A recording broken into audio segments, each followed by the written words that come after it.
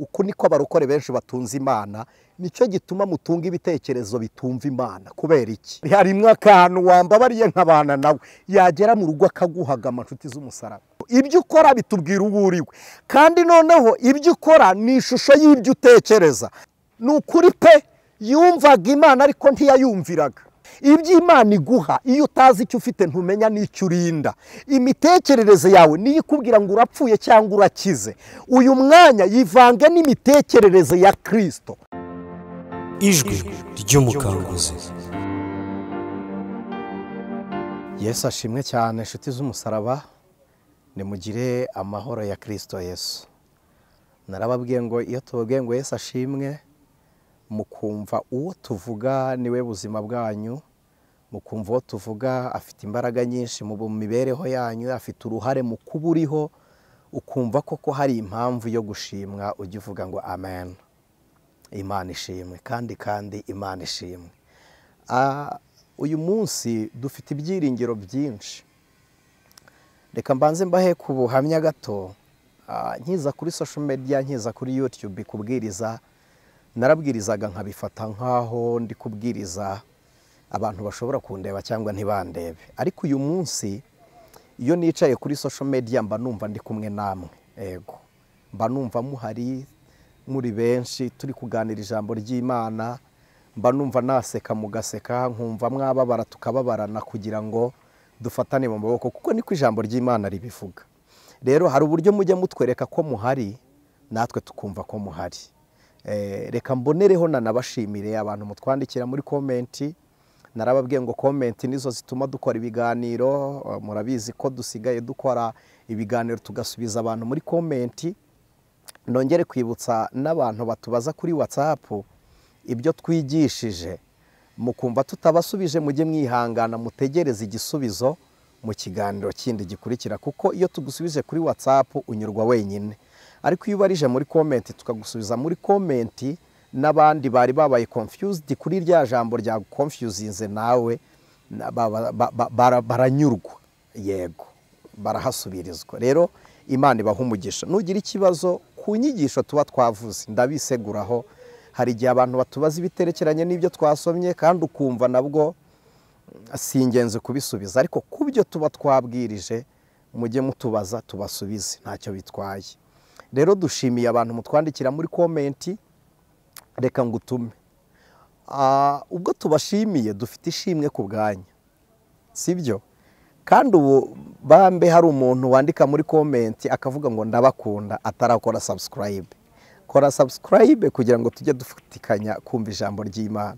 Yego, hanyuma ijambo ry'Imana niba ryagufashije ukumva unyuzwe, ufite inshuti, sibyo? Ufite ababanyi, ufite abasangirangendo, basharinga iryo jambo ry'Imana ryagufashije, ubabwire ngo musangire nanjye kwishima muri iri jambo ry'Imana. Hari umumama, ntabwo ndi buvuge izina rye, ajya nsharinga ibiganiro byanyuze ku yandi macanozi, nkumva ndanezerewe. Havuga nti okay, none ngewe nkunda kumubaza ngo kuki ubimpaye hari mwiki, akambwira ngo ku munota wa 30, umunota wa 48, umunota uyu n'uyu umvamwe ijambo ryavuzwemo. Mu yandi magambo nkumva ko nsharinze nawe ibyo yumvishe. Ntago tubabwiye ngo musharinge mutamaze kumva ijambo ry'Imana, ahubwo umaze kumva ijambo ry'Imana uri sharinge. Rero ndabashimiye namwe mukora share. Hari n'abakora kuri like agakandaho rwose kuri rwa rutoki rumeze rutya, mudutera ishyaka n'ishema, tuba twumva tunejejwe namwe. Imana ibaha umugisha. Hari n'abantu bajya badusengera. Yego, hari abantu badusengera ngo Imana dukomeze amaboko. Nukuri mudusengere kenshi kuruta uko mudasabira ubugingo. Yego, amasengesho yanyu atugirira umumaro cyane, kuko urugero iminsi ishize nyuze mu minsi yarigoye umutima wanjye. Nyuze mu minsi yarigoye umutima wanjye cyane mu ruhande rwo kubura inshuti, uruhande rw'ibigeragezo bitari bimwe. Narageragejwe ndakubitika njyewe. Iyo ndi kugeragezwa mba ngeze mu gihe cyo gukesheka ikigeragezo. Yego, ntago njya mvuga ikigeragezo ndi kugeragezwa. Narakubititse ndageragezwa, nkajya kubona nkabona mesaje uti mwene data uradufasha ariko natwe turagusengera, icyo kintu kikamfasha rwose nkumva wawu, nubwo mbasengera ariko nabo baradusengera. Pawulo yavuze ijambo yarubwiye Abakorinto, yaravuze ngo tugeragerezwa muri mwe, ngo kugira ngo kwihangana kwacu twihanganira muri mwe ngo bizababere isomo mu gihe cyo kugeragezwa kwanyu namwe. Mu yandi magambo, gutsinda no kwihanganira ibitugerageza ni ishusho nziza igaragarira muri mwebwe, muri mwebwe tuba twageragerejwemo. Yego, karahaciye kweri, karahaciye karushya umutima, mburiramo inshuti y'inkoramutima, ariko Uwiteka yakomeje kubana natwe. Rero nari mbivugiye iki, amasengesho yanyu adutera ihumure. Yego, kandi hari igihe nabaga ndi kugeragezwa numva nakubititse ndi kubinoge, nkajya kubona nkabona mu nyigisho twigishije hari umuntu wohereje ijambo ryamufashije, akambwira ngo iri riramfashije rirankomeje, noneho nakumva uburyo akomejwe ngahita mvuga nti Imana ishimwe, nanjye ngakomerezwa muri ibyo. Aleluya, Imana ibaha umugisha. Mu by'ukuri mbivugiye iki, mbivuze kugira ngo mwumve ko atari ugutera waraza. Rega ibi ntabwo ari ibintu dukora ngo twokipe umwanya wanyu, ntabwo ari ibintu dukora ari uwambwiye ngo hoya ngo jya utubwira ko na views ziza ni nkeya pari raporo n'ibyo tuba twashoye tuzirebyeho ntitwakora, ahubwo kunguka wowe wa viewinze biruta views yawe yaje ugahita ujyana nayo. Yego, dukeneye wowe uza. Imana ibaha umugisha, kandi ndabizi ko ibi bintu ku munsi w'umwami Imana ni ukuri tuzabyambikirwa amakamba. Niyo mpamvu n'uprofita n'iseti yabwirije ukumva hari ikintu kiguhinduye yavuze, gihe n'abandi igihe ugitanze saniseti ukibonye ingororano zacyo gusa, nawe uba ubonye ingororano zacyo. Rero niba muri abahamya b'ubutumwa bwiza tubwiriza kandi mukaba muri abanyuzwe nabwo, nimutere n'abandi kunyurwamo bibashe yarinze.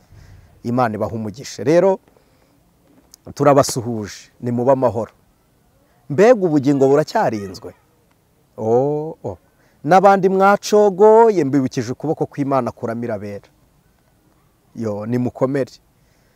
Pawulo yari muri Efeso hakora imyaka 3 arababwiriza, ariko aza kumva ko hadutse inyigisho ziyobya.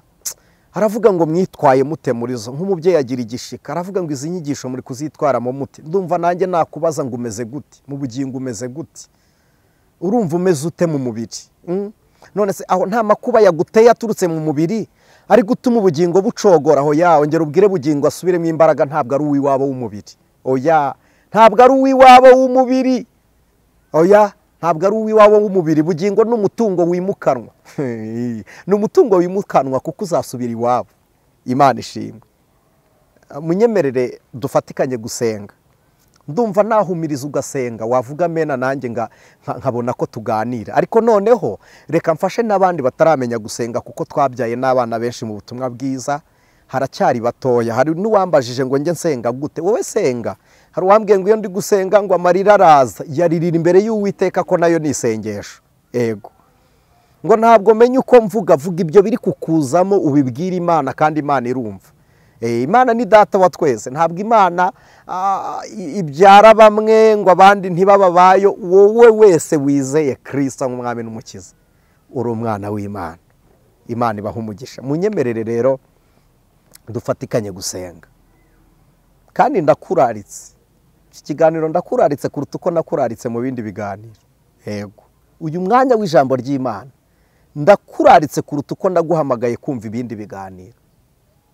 Be ready tuganira ijambo ry'Imana. Imana ibaha umugisha. Data wa twese uri mu ijuru, Imana yabambye Kristo kugira ngo tubamburwe, ukamwica ngo dupfane nawe, ukamuzura ngo twongere tube bazima. Turagushimiye. Wica Kristo, abantu bazi ngo ni umubiri wa Kristo wapfuye gusa, ariko burya n'urupfu wari urwishe. Wari wishe n'urupfu. Wari wishe urupfu rwatumize, uraruniga ruraturuka tuba bazima. None uyu munsi ntidufite kongera gupfa, hazapfa umubiri ubugingo butahe. Niyo mpamvu wadukijije urupfu rw'iteka ryose. Haleluya, haleluya. Niyo mpamvu wadukijije urupfu rw'iteka ryose. None uyu mwanya dukomejwe n'ukuri Imana yacu, dukomejwe n'ukuri Uwiteka, dukomejwe n'ukuri Adonai. Ibyo biradukomeje mwana. ibi biradukomeje ko uri uwera. Aleluya. Biradukomeje kuri data wa twese, biradukomeje ko ari wowe uduheka, iyo utubyaye ntutureresha ahandi, uratwirerera, uratwihekera, uratwitungira, uraturwanirira, uratwivurira. Haleluya, haleluya. Nubwo turi w'abandi mu isi, ariko ijisho ryawe rituriho n'ikiganza cyawe, urahaduterura iki? Izina ryawe nirishimwe. Sengeye umuntu ubabaye wumvise iki kiganiro ari muri situwasiyo igoranye, gukiza k'Uwiteka n'ibitahiwe, umutima ugira ibyishimo. Kandi abantu Satani yari yibye amahoro, turayagaruye mu izina rya Yesu. Tubisenze tugushima kubwawe none n'iteka ryose Yesu Kristo. Amen. Imana ibaha umugisha mu izina rya Yesu Kristo. Ndagira ngo tuganire ijambo ry'Imana riri mu rwandiko rwanditswe na Petero, urwandiko rwa mbere rwa Petero, igice cyaho cya 4, turasoma duhereye ku murongo waho wa mbere. Haravuze ngo urwandiko rwa mbere rwa Petero, narababwiye ngo nimwumva ijambo ry'Imana wumva witeguye, ujye wandika, uburetse gusoma ujye wandika, ahubwo usome usoje kumva inyigisho. Imana ibaha umugisha.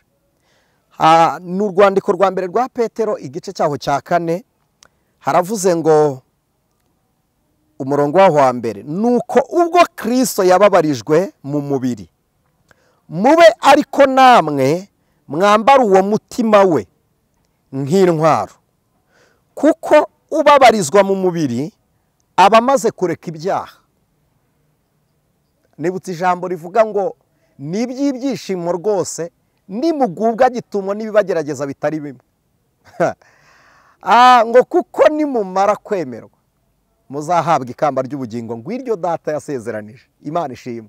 Pawulo yabibwiye n'Abakorinto, arababwira ngo kubwo kugeragezwa kw'igihwayihwayi kw'akanya ka none, ngo kwiyongerana, ngo kuturemera ubwiza. Imana ishimwe. Iri jambo ndanyuzwe naryo. Murongo wa 2, ngo ahere ko amara iminsi.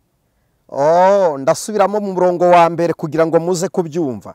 Nuko ubwo Kristo yababarijwe mu mubiri, mube ariko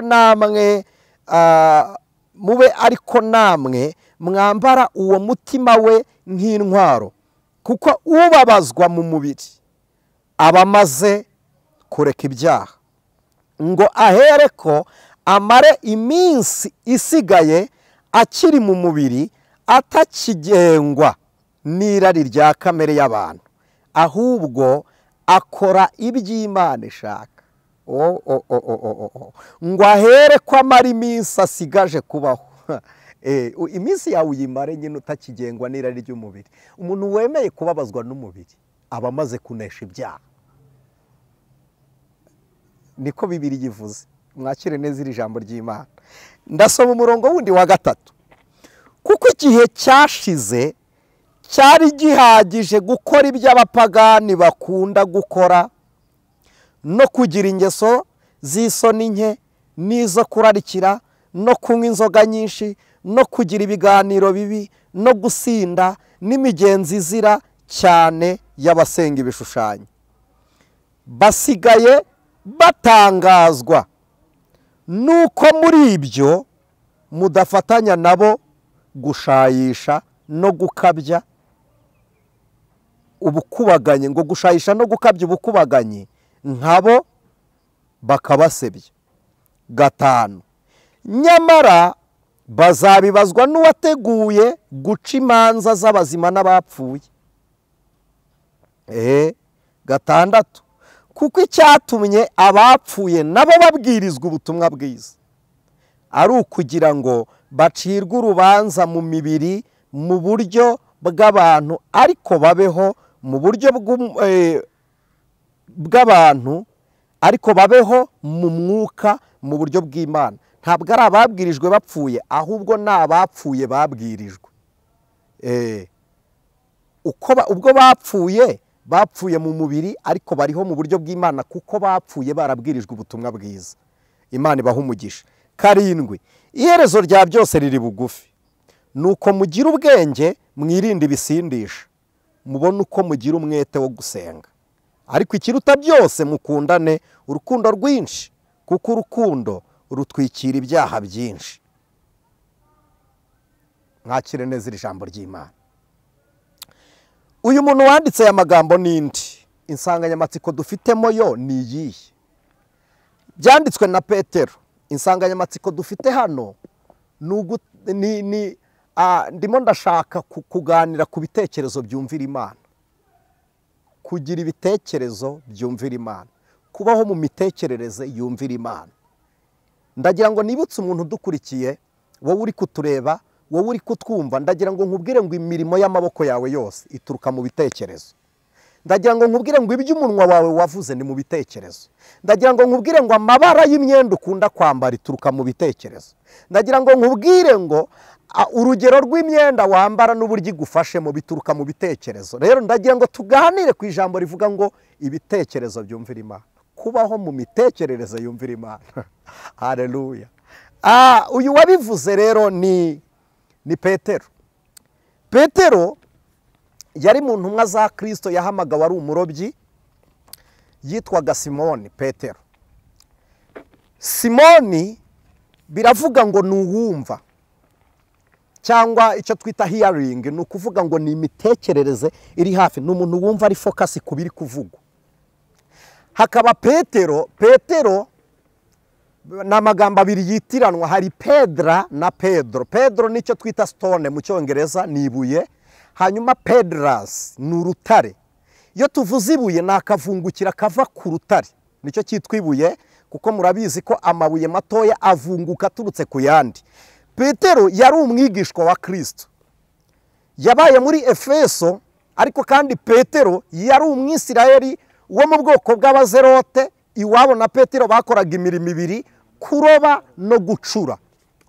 Abacuzi b'inkota, abari n'abarwanyi b'inkota, hanyuma abarobyi, abari n'abaryi b'amafi. Ariko kandi umurobyi n'umucuruzi wo muri Middle East, cyangwa mu burasirazuba bwo hagati, cyangwa muri Aziya, cyangwa abarobyi bandi, aba ari abantu bakora ingendo ndende, ahantu harehare, bagera kure. Ni abantu bashobora kumva ururimi rurenze rumwe. Ndi kubabwira uwitwa Petero. Petero ahamagarwa na Kristo, Yesu yamusanze mu nyanja, amutira ubwato, aramubwira ngo butsureho hato, arabutsura, yegera imbere, aganira na Kristo, ariko atinda kumva Yesu. Nyamara ari Simoni, ari uwumva. Ari mu bantu bajya babesherwa ngo yagendanye urushundura, ariko kandi urushundura abaruzi, murabizi ko rutakwirwa mu mufuka. Icyakora yagendanye inkota, ayijugunya ku munsi wa Pentekote yuzuye umwuka wera. Mu yandi magambo, umwuka niwe wahinduye Petero. Petero ntiyahinduwe no kugendana na Kristo, ahubwo umwuka niwe wahinduye Petero. Amaze kuzura umwuka, ndagira ngo mbabwire iki: ntimuhindurwa no kuba mu rusengero, ntimuhindurwa no gusenga, muhindurwa no kubyarwa n'umwuka. Kubyarwa n'umwuka biba igihe twizeye tukemera Kristo Yesu umwami n'umukiza, imirimo ya Kristo ikadutera impinduka mu mubiri. Iyo tugize impinduka tuba duhindutse, kandi iyo duhindutse tuba duhindukiye, tuba duhinduye our direction, icyerekezo cyacu kiba gihindutse, bigatuma tugira destination y'umwuka. Imiterere, imitekerereze n'ibyo twiteguye guhura nabyo bihura n'iby'umwuka, kuko imitekerereze yacu iba iri kugengwa n'Imana. Haleluya! Imitekerereze yacu iba iyoborwa n'Imana. Ubuzima bwacu buba buri muri Kristo Yesu. Iyo turiho muri ubwo buzima, ntituba tukiri abana b'umwijima, tuba tubyawe n'umucyo, tuba turi abana b'umucyo, tuba tubaye supernatural, tuba turi ibiremwa bidasanzwe. Duhabwa imbaraga zo kugenda hejuru y'ibyatugendagaho. Iyo mitekerereze yonyine niyo ituma tunesha umuntu wacu wa kera, uwitwa kamere. Mu cyongereza bamwita fresh, mu yandi magambo niwe muntu nyamuntu. Uwo muntu urakara, uwo muntu ubabara, uwo muntu ugira imyanzuro. Kugira imitekerereze rero yumva Imana. Hari umugabo witwa Baraki, Bibiliya ivuga na se ngo yitwa mwene Sipori, yari umwami w'Abamowabu. Hakaba n'undi mugabo witwaga Balamu. Baraki yamenye ko Abisirayeli bari kuva mu rugendo, bazanyura mu gihugu cye, kandi amenya ko bafite isezerano rigira riti aho muzakandagiza ikirenge hose nzaba mpabahaye. Baraki aravuga ngo nibakandagira hano igihugu barakijyana, kuko niko Imana yabo yavuze, kandi Imana yabo ni intwari, ni inyembaraga. Nibakandagira bakantwarira igihugu ndasigara niki? Nk'umwami yiha kurinda igihugu. Abisirayeli baramusaba, baravuga ngo tubabarire, twebwe ntituzatwara igihugu cyawe, tuzahanyura neza.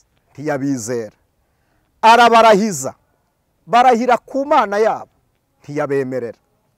Bibabaza Imana. Imana iravuga ngo ubwo barahiye kuri njyewe ntabyizere kandi yabarahije, ndababaye. Bibabaje Uwiteka irahira gutanga Mowabu. Mu nyumve, kugira imitekerereze yumva Imana. Aravuga ngo kugira ngo aba bantu batazabona umugisha w'Imana yavuze, nuko mbahamagarira umuntu bavuma. Nibavumwa amasezerano nazabasohoreraho. Murumva umuvumo icyo ari cyo? Umuvumo ni inzitizi y'umugisha. Noneho uzitira ibyiza byari kuzakubaho, ugafungurira ibibi bigutera. Imana ibarinda umuvumo. Yemvita ahamagara umugabo witwa Baramu, aramubwira ngo ngwino umvumire ubwoko bw'Imana. Uyu mugabo Baramu, Imana ifashe nze kubona, ntabwo yari asanzwe ari umuhesha w'umugisha mu buryo bwemewe n'Imana. Yaravumaga ariko kandi Imana ikamureka. Reka nsakinge ndebe aho Bibiliya yavuze uwo ari we, aho Bibiliya yavuze uwo ari we. Mu gitabo cya Yosuwa yaravuze ngo kandi Baramu mwene Boweri w'umucunnyi, Abisirayeli bamwicishije inkota hamwe n'abandi bishwe. Iki gitabo amnatishuwa neza ko ari Baramu uyu nguyu yavuze, ariko Baramu uyu Bibiliya ivuga waje kuvuma Abisirayeli, yaje azanye imitekerereze ye n'imiterere ye mu ntego ya Baraki. Ndagira ngo munyumve, nakubwiye ngo aho wicaye, aho utuye, aho ugenda, icyo ukora byose ni umusaruro w'imitekerereze yawe. Kandi noneho iyo tugiye kureba umuntu n'ingano ye, ntabwo tureba ibirupima n'igihagararo cyawe, tureba imirimo. Imirimo y'umuntu nicyo gisobanuro cy'umuntu. Ibyo ukora bitubwira uwo uriwe, kandi noneho ibyo ukora ni ishusho y'ibyo utekereza. Mu yandi magambo, imirimo yawe ni ishusho y'ingano yawe muri mentalite, mu mitekerereze. Ni ishusho y'ingano yawe muri mind. Ibyo nibyo ukora. Uko wambara rwose bingana n'uko utekereza. Uko usinda bingana n'ibitekerezo byawe. Ingano y'imyambaro wigurira ingana n'icyubahiro wiha. Amagambo uvugira mu bantu angana n'uko wiyubaha. Rero nababwiye ngo ndashaka tuganire gutunga imitekerereze yubaha Uwiteka. First of all, umuntu ntabwo imitekerereze ye ayiha uburyo ibaho. Icyo akora ayiyobora uburyo ishobora gutekereza mu nyungu. Kubera iki? Twavutse dusanga iyo mpano yo gutekereza tuyifite. Ikintu icyo ari cyo cyose umuntu atihaye kiramugora kugiha umurongo, ariko umuntu ni umutegetsi w'ibyo yisanganye kugira ngo abiyobore. Urugero, wisanze mu isi utarayizanyemo. Ntabwo kwisanga hano bisobanuye kuyoborwa naho, ahubwo waremewe kuyobora iyo si waremewemo. Hanyuma ikindi, imitekerereze yawe. Imana yabwiye Kayini ijambo nkunda, yaramubwiye ngo dore ibyaha byitugatugiye ku rugi rw'umutima wawe, ngo ni wowe wenyine wo kubitegeka. Mu yandi magambo, dufite imbaraga zo kubuza ibitekerezo byacu kwandura no kuba bibi, kandi izo mbaraga zikora n'igihe imiterere n'imitekerereze yacu ari mibi. Kubera iki? Kuko dufite umwuka utuyobora. Iyo twemereye umwuka, tuba dufashe kamere yacu tukayiryamira. Abantu benshi mwiga ijambo ry'Imana kugira ngo mukiranuke, musenga kugira ngo mukiranuke, wiyiriza ubusa kugira ngo ukiranuke. Abadivantisiti isabato ibagora kugira ngo dukiranuke, icyumweru natwe kiturushya kugira ngo dukiranuke. Ni iki gituma utadefiriza? Idini ryawe ntiriryemera kugira ngo ukiranuke. Iyo miterere n'imitekerereze yose ntibidushyitsa ku gakiza. Agakiza tugashyizwaho no kwemerera imitekerereze y'Imana muri ya miterere yacu. Agakiza ntitukagezwaho no gukora bimwe dushaka ko dukora. Agakiza tukagezwaho no kwemera imitekerereze y'Imana mu miterere yacu. Haleluya! Imiterere y'Imana niyo ntego Imana yakuremeye. Iyo Imana igushyize ku rugero ishaka, uba ubaye amahoro mu isi mu gihe cy'intambara. Iyo ugeze ku mitekerereze y'Imana uba umumaro mu gihe abantu b'umumaro bashize. Iyo utekereje nk'uko Imana ishaka, mu gihe cy'imbeho urasusuruka, mu gihe cyo kugwa urahagarara, uba uri sitabure, uba uri umuntu ukomeye, uba uri umuntu ushinze ku rutapiriye urukuta. Kubera iki? Imitekerereze yawe ntirimo isuri. Abantu dukunda kuganira, narababwiye, abantu benshi dufite impungenge z'urubyiruko ruri mu biyobyabwenge. Nibyo pe, ni impungenge ziteye ubwoba, ariko njyewe nzigira kabiri. Nzigira ku nyigisho bigishwa n'imyitwarire bagira nyuma yo kuva muri za nyigisho, kuko inyigisho mbi ni imitekerereze mibi, ni ikiyobyabwenge kibi. Munyumve, umugabo witwa Balamu, ni ukuri pe, yumvaga Imana ariko ntiyayumviraga. Ni umugabo abagabo baramubwiye. Balamu na Baraki bari abagabo bazi gukora ku bushobozi bw'Imana. Umuntu wa mbere ukora ku bushobozi bw'Imana daboro ni umuntu uhindutse. Kabiri, usengesha ibikorwa mbere y'amagambo, agasengesha amagambo ibikorwa byamaze kuza. Ndakubwiza ukuri ko iyo ibikorwa by'umukiranutsi bimutanze imbere birusha imbaraga amagambo umukiranutsi yavuze. Niyo mpamvu Imana ishaka ibikorwa by'umukiranutsi kuruta amagambo y'umukiranutsi. Ndabingiza umwuka w'Imana bashoboze. Balamu na Baraki barabijya inama. Abatware bo kwa Baraki babwira Baraki, baramubwira ngo Balamu ntashobora gutamba adafite ibitambo, kandi Imana ya Isiraheli ntiwayijya mu maso. Bafata ibitambo bajya gutambira Imana. Mu yandi magambo baravuga ati twebwe dufite ibyo tukuzaniye, bariya ntacyo bakumariye. Iyo Imana isanze nta mumaro uyifitiye barakuvuma ukavumika. Iyo ntacyo umariye ubwoko bw'Imana barakuvuma ukavumika, birakunda. Balamu aravuga ati dore ibitambo ngibi, aravuga ati ndabizanye. Ariko asanga bari gutambira ibitambo bo bamaze kubitamba kera. Asanga nabo muri bo baratamba. Asanga we ari kubaka igicaniro, abandi baracyubatse gihari. Imana ishimwe. Asanga yubaka igicaniro kugira ngo atambe, namara gutamba avume. Asanga ari kubaka igicaniro ngo avume abafite igicaniro cyubatse. Banga kuvumika. Kubera iki? Asanze igicaniro cyabo cyubakitse. Iyo umuntu afite imitekerereze ihamye, Satani aza kurwanya imiterere yawe. Imitekerereze yawe ikabyara imitegekere, ugategeka imiterere yawe. Kuko isi irahinduka ariko imiterere yawe ntihinduka. Kubera iki? Imitekerereze yawe iri ku rugero rw'uko Imana igushaka. Iri jambo ko riri kuba rigari muri njyewe, ndumva riri kuba rigari. Balamu yubaka igicaniro, abandi baramaze kucyubaka kera. Ndagira ngo nkubwire ikintu cya mbere gituma utazaneshwa, ni uko uzakingurira Imana ibitekerezo byawe bikagiramo uruhare.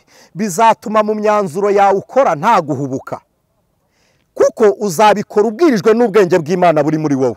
Icya kabiri, inzira zawe zose zizahura n'umugambi w'Imana, kuko uzagenda mu nzira Imana yatekereje, kandi Imana izatekereza iyo yaguteguriye. Gatatu, Imana izaguhuza n'abantu b'umumaro, kuko imitekerereze yawe ihuye n'iy'Imana. Imana izagushyiraho ugomba kumara, kugira icyo umara. Ntabwo uzabaho udakwiriye kuba. Imana ishimwe. Balamu, Imana iramubwira ngo bariya ushaka kuvuma, wubatse igicaniro baramaze kucyubaka. wafashe igitambo naramaze kubabera igitambo. Bariya ntibavumika, ni abanyamugisha. Baramu ntiyumva Imana, yarayumvishe ntiyayumvira. Abantu benshi Imana yaravuze twarayumvise, ariko kumvira Imana, kugira imitekerereze yumvira Imana, kumvira Imana biramunanira. Kubera iki? Iby'Imana, aha ni naho abantu benshi bagorerwa. Ibyo Baramu ashaka abifitemo inyungu, noneho iby'Imana nayo ishaka ibifitemo inyungu.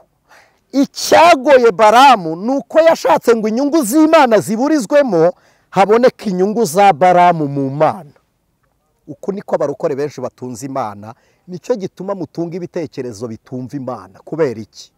Nuko mushaka ngo Imana ibe yo gusubiza ibyifuzo byanyu, mutaraba bo gukora iby'Imana ishaka. Iyo ushaka ngo Imana isubize ibyo wayisabye, utakoze iby'Imana igusaba, Imana ntiba ari Imana, ahubwo ibibaye ingaragu yawe. Kuko Imana atari umugaragu rero, ntibikora. Niyo mpamvu musenga buri gihe ntimusubizwe, kandi wasenze wizeye.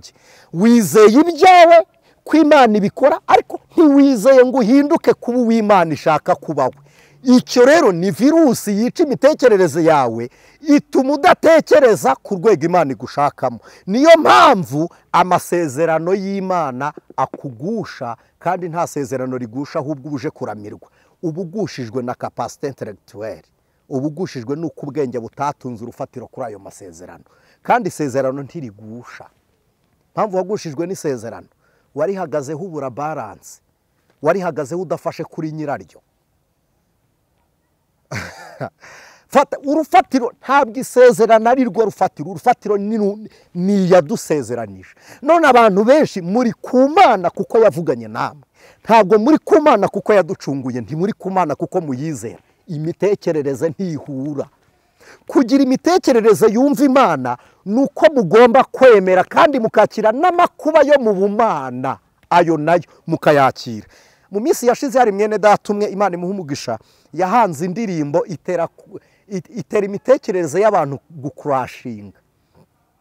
Aravuga ngo mfitiye byinshi, murabyumva, mu kiganza ciwe harimo ibyiza gusa binezeza ibyo. Abantu batangira uti mu kuboko kw'Imana ngo ntiyavamo ibyiza gusa. Ibyo wita bibi kuri wowe, ku Mana ni byiza kuri yo. Amen. Ndagira ngo iki kintu tuza kugisangira. Kubaho mu buzima butunze imitekerereze yumva Imana, nuko ugomba kubanza kwica impamvu zose zikuzana ku Mana ziri kuri wowe, zitari muri Kristo Yesu. Ndabisubiramo. Impamvu ya mbere waje ku Mana nuko ukuze urashaka umugabo. Zero. Aho shyiramo agakato. Uvuge ngo impamvu naje ku Mana nuko yanciriye inzira ituma ngera ku Mana. Nuko mfite inzira Imana yaciye ingeza ku Mana. Impamvu yo kuza ku Mana ntabwo ari urugo. Nuko Uwiteka ari we buturo bwacu.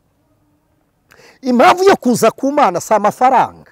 Nuko Uwiteka ari bwo buturo bwacu, niwe twizera, niwe twemera, ni umwami wacu. Dufite tudafite Imana ni iyacu. Niwumva ko ari iyawe, yigira iyawe mbere yuko ibiri mu biganza by'Imana. Ubigira ibyawe wowe utaraba uwayo. Banza ubu w'Imana. N'ubu w'Imana ibyo wasabaga bizaba mu burenganzira byawe, ubifate, bizaba ibyawe ubyakire. Niyo mpamvu njya mbabwira ngo aniseti sinjya nsengera ubugingo. Ntabwo busengerwa, Imana yarabuduhaye. Ahubwo ninshogora nzasengera imbaraga kugira ngo nongere mpagarare neme. Iby'Imana iguha, iyo utazi icyo ufite ntumenya n'icyo urinda. Imitekerereze yawe niyo ikubwira ngo urapfuye cyangwa urakize. Uyu mwanya yivange n'imitekerereze ya Kristo. Kristo yabonye kuri uw'umumaro ajya i Golgotha. Aravuga ngo ndagucunguye, yireherezaho amahanga yose. Mu mahanga wari urimo, nubwo abantu bakuretse, ariko mubo Kristo yaretse nturimo. Mu bantu yirehereje nawe urimo. Abakubwiye ngo nta gaciro ufite, wihuza nabo, imitekerereze yihuze na Kristo. Imana ishimwe. baramabwira Imana ngo ariko wambabariye nk'abavuma ko harimo akantu. Ariko muzi uburyo amasengesho arimo akantu aduhemuza. Muzi ko abakirisitu batakigira ireme shingiro. Umuntu atuma ku umuhanuzi akava ikantarange akajya kumusengera mu rugo. Niba ari uko abahanuzi babaye benshi babura imirimo bakora, ku buryo buri muntu asigaye agira uwe muhanuzi, abahanuzi bangana n'abakirisitu. Nta muhanuzi usanga abahanurira, abahanurirwa basanga umuhanuzi. Ibi ngibi ngo nsura mukozi w'Imana usengere mu rugo, waje se aho dusengera ko naho dusenga. Niyo mpamvu ugera mu rugo rw'umuntu, kandi ndagira ngo mbabwire ko winjiye mu rw'undi amatwara yasiga inyuma. Niyo mpamvu ugera ugashaka ngo uhanure ibikunezeza kugira ngo have amahoro. Abenshi mwahanuriwe mu rugo barababeshya. Kubera iki? Harimo akantu. Iyo umubwiye ngo tega taxi vatire, iyo umubwiye ngo urira moto, harimo akantu nyine karabahemuje. Baramara avuga ngo ibya Baraki ndabikizwa n'iki? Imitekerereze ye ayima kwakira imiterere y'ubumana. Imitekerereze ye ayishyira ku ndonke, ayikura mu bitekerezo by'Imana. Imana iragaruka bwa kabiri iramubwira ngo bariya nabahaye umugisha. Iramubwira ngo ntabwo nawubaka. Iravuga ngo wabavuma gute ntarabavumiye? Baramara avuga ati ariko nubwo wanga ko mbavuma harimo akantu. Ako niko kabyica. Ariko uzi kubwira umuntu uti uyu si fiance wawe, agenda mu modokari harimo akantu wambabariye nk'abana nawe, yagera mu rugo akaguhaga amanshuti z'umusaraba. Muziza akantu kari, ariko mu bitekerezo by'Imana ntibyari birimo. Mana waretse ngakora aka kazi ko ariko gafite umushahara, ko ntakagushakamo uwite, aka niko kazi nyakazi. Juste muri bya bitekerezo bya Baramu, Imana iramwemerera asubirayo ku nshuro ya gatatu, itwikurura Abisiraheli. Abonamo ibintu bitatu: abona intare y'ingore, abona n'intare y'ingabo, abona n'urupfu mu Bisiraheli. Arebye aravuga ngo ndabona mw'intare y'ingore ibunze ivumbuka nk'intare igiye gushaka umuhigo, ngo ndabona n'intare y'ingabo. Aravuga ngo ariko ubundi no muri bo ndabona mw'urupfu. Aravuga ngo icyampa ngapfa nkabo. Arahindukira abwira Baraki, aravuga ngo Baraki mwene Sipori, Imana si umuntu, ndakubwiza ukuri, Imana si umuntu. Mu mitekerereze yawe uravuga ngo ntibishoboka, ariko Imana birashoboka. Ku muntu ntibishoboka ko imfubyi yabaho nta se nta nyina, ariko ku Mana birashoboka kwiza kujuwarore ya papa na mama. Birashoboka. Baramara avuga ngo mbonye mw'intare, haleluya haleluya, muri bo hari mw'intare. Aravuga ngo dore ikindi gituma batavumika: nta bugoryi, kabiri nta busambanyi, gatatu ntibaraguza, kane aba bantu ntibigeze barya ibiryo byatonoreweho, ibiryo byaterekereshejwe. Aravuga ngo nabanyamugisha. Aravuga ngo ikindi nubwo wabavuma ntimuzaturana. Aravuga ngo n'ubwoko butura ukwabwo. Shyanga Imana yishimira. Bakundwa nshuti z'umusaraba, fata imitekerereze yawe uyihuze n'iya Kristo. Aba bantu bagaragara nk'ubwoko butura ukwabwo babuze inzira mu bihugu by'abandi, baradepoje ntibakora mu makampani y'abandi, babuze amakwe kandi ari abakobwa beza, babuze n'ubwoko butuye ukwabwo, ariko kandi baracyari mu nzira. Muri bo harimo intare y'ingore. Mu yandi magambo, umuhigo irawuvumbukana niyihiga, ariko baracyari mu nzira. Bo ntibazibona, izo ntare ntibazireba. Amaboko y'Imana ngo ni nk'amahembe y'imbogo. Ngo amaboko y'Uwiteka Imana iri muri bo ngo ni nk'amahembe y'imbogo. Aravuga ngo kandi Imana yabo ni intwari. Muri bo abonamwe Imana. Aravuga ngo icyampa ngapfa nk'uko bapfa. Reka nihute. Abisiraheli bigeze banga kumva Imana, baravuga ngo duha umwami natwe tumere nk'andi moko. Ibashakira Sawuli. Barababara kugeza ubwo uwitwa Agagi, Imana yamutumye kurimbura abagagi. Sawuli arokora intama zishisha, arokoramo n'abagagi. Nimusoma niho haturuka umugabo w'umwagagi witwa Hamani. Hamani wahagamye abayuda. Hamani umugabo wa Zereshi. Zereshi yari mushiki w'umugabo witwaga Tereshi wari wagiye kugambanira umwami. Moridekayi aramurega aramutanga, ariko kandi bibujijwe n'iki? Imitekerereze ya Sawuli ntigeze ihura n'imiterere y'Imana. N'imitekerereze y'Imana bitera impanuka mu mitekerereze. Iyo ibitekerezo byawe bidahuye n'umugambi w'Imana, imibereho ikurikira imyanzuro wafashe ni ukweshwa, ni ukubaho mu marira, ni ukugenda nabi. Ariko iyo imiterere yawe, imitekerereze yawe yahuye n'imitekerereze y'Imana, uhura n'ubumana, ubushake bw'Imana ubugenderamo, kandi ubaho mu buzima bwiza. Ntabwo nshaka gusoza iki kiganiro, ndashaka muduhe komenti imitekerereze yanyu n'ibyo wibwira. Tuzagaruka dukora session 2 kuri iki kiganiro tugendeye kuri komenti zanyu. Imitekerereze y'umuntu ihure n'iy'Imana, kubaho mu buzima butekereza ubumana. Ndagira ngo dusoreze kuri cya cyanditswe twasomye.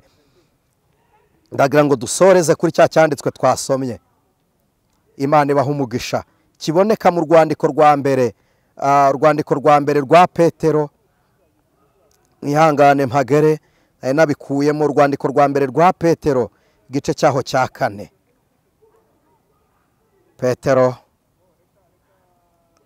Rwandiko rwa mbere rwa Petero, Imana ishimwe, igice cyaho cya 4 umurongo wa mbere hatubwiye ngo ubwo Kristo yababaye mu mubiri.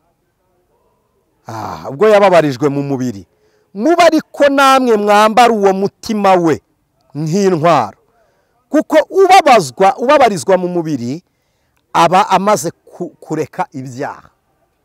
Iyo udashaka kumva imiterere y'Imana cyangwa imitekerereze y'Imana, ikibazo cyawe ugikemuza ibindi bibazo. Ugera mu kibazo ugashakira umuti mu byaha. Ubwo nibwo butabazi abisi bagira.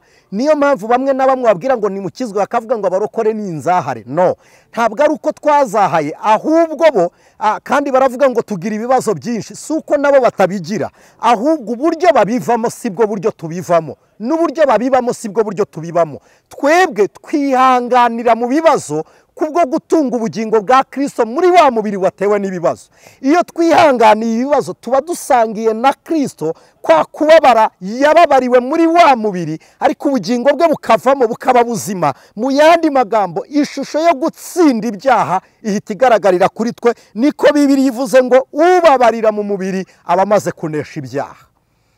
Mu yandi magambo, mwibuke Shadraka, Meshaki na Abedenego bari kwa Nebukadineza. Yarababwiye ngo nimureke gupfa, mureke gushya, musenge iki kirwamana ndabababarira. Bemera guhungira ibibazo, bemera guhungira icyaha mu kibazo. Baravuga ngo ntidukore icyaha, bajya mu bibazo. Ibi bibazo rero byari biri kuri bo, byatumye umwana w'intama w'Imana abonekana nabo mu itanura ry'umuriro. Mu yandi magambo, umuntu wemera kubabarira mu mubiri ku bwa Kristo, Petero arahamije mu rwa mbere igice cya 4:1 aravuze ngo nuko aba amaze kunesha ibyaha. Mu yandi magambo, twemera kudakora ibyaha, tuzi uburyo twabikora, tuzi aho bikorerwa, tuzi abo twabikorana nabo, twanga kwiba, dufite ibyo twakwiba, dufite abo twakwiba, dufite n'aho twakwiba, dufite n'uburyo twakwibamo. Ariko ibyo turabireka tukemera kubabarira mu mubiri, bigahinduka igisobanuro cyo gutunga ubugingo bwa Kristo. Iyo ni imitekerereze ya Kristo. Toleboria donasas edra elimandia hosa. Iyo ni imitekerereze ya Kristo mu buzima bwo mwisi. Murongo wa 2 ngo ahere ko amara iminsi asigaye akiri muri uyu mubiri. Iminsi yawe usigaje kubaho, iyo umaze kubaho muri ubwo buzima, iminsi yawe usigaje kubaho ukiri muri uyu mubiri, ngo ubu utagitegekwa n'irari rya kamere y'abantu. Ya mitekerereze y'umubiri, ya miterere y'umubiri ntiba ikigutegeka, ntiba ikikuyobora, ntuba ukigengwa nayo. Imana ishimwe. Ngo ahubwo akora iby'Imana ishaka. Ni ku murongo wa 2 uvuze. Murongo wa 3, kuko igihe cyashize cyari gihagije. Cyagiye cyashize tutarakizwa, cyari gihagije kuba twasambana, kuba twasinda, cyari gihagije. Ya minsi yari ihagije. Yari ihagije kuba warara muri boîte de nuit ubyina, byari bihagije kujya mu bitaramo by'abatizere, byari bihagije gushira isoni ugasenga ibigirwamana, ariko ntiwabikoze. Byari bihagije gukora ibyo abapagani bakunda gukora, ngo no kugira ingeso z'isoni nke, ngo no kurarikira no kunywa inzoga. Byari bihagije. Igihe twabonye cyari gihagije cyo kuzinywa. Ngo no kugira ibiganiro bibi, no gusinda n'imigenzo izira cyane y'abasenga ibishushanyo. Ariko umurongo wa 4 mpasoreza haravuze ngo basigaye ngo batangazwa nuko muri ibyo mudafatanya nabo, ngo gushayisha no gukabya, ngo ubukubaganyi, ngo nkabo ngo bakabasebya. Basigaye batangazwa. Uhita uba umuntu utangaje abantu. Bamwe mwasangiraga baratangara bakagusebya. Hari abantu banga kuko bakijijwe, biba bibatangaje nyine. Narababwiye ngo nta bantu bajya batuvaho kuko twakijijwe, ahubwo twebwe turabasiga tujya kure y'imitekerereze yabo. Ubwenge bwabo tuba twabusize, nitwe tuba twabataye. Nimugaruke nta muryango wakwanze, ahubwo we warawanze wanga n'imico yawo. We warabanze wanga n'ingeso zabo. Izo ngeso wanze rero ngo zibatera gutangara. Barakureba kabwe turi kuguta utanywa ku nzoga, gute udasinda, gute mu by'ukuri, gute wambara ukikwiza, gute udasamba n'uri umugore mwiza, gute ugenda n'amaguru baguha imodoka yo kuguhonga, gute nyine ngo birabatangaza bakagusebya akavuga ngo urinjije. Ibyo tubiterwa n'imiterere n'imitekerereze ya Kristo. Ibyo tubiterwa n'imiterere n'imitekerereze ya Kristo. Kugira imitekerereze itekereza ku rugero rw'Imana niyo nsinzi ya mbere n'intambwe ya mbere umukristo atera, akabaho mu buzima bushobora kubabara ariko atababaye, akabaho mu ishusho y'amarira ariko yishimye. Ibyo bigukingurira umunezero wahataboneka ukishima. Mana Data wa twese uri mu ijuru, turagushimiye kuko uri Imana nziza, niwe watsinze uratuneshereza. Twambaye ubwenge bwawe, twambaye umubiri wawe, twambaye amaraso n'umubiri wa Kristo. Ibyo bitume natwe duhinduka abatsinzi. Unesha imitekerereze yacu n'ubwenge bwacu. Ni mu izina rya Yesu Kristo. Amen. Imana ibahe umugisha mu izina rya Yesu. Amen.